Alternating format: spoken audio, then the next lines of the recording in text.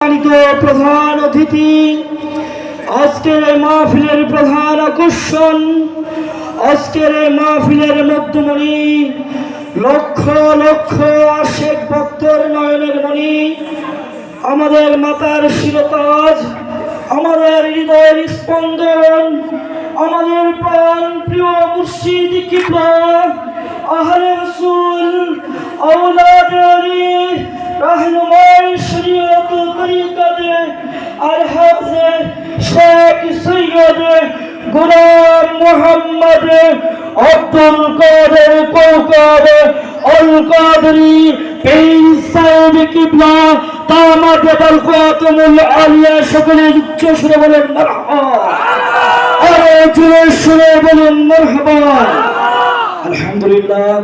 হুজুর কিবলার সাথে উপস্থিত হয়েছেন জিকরুল্লাহ ইসলামিয়া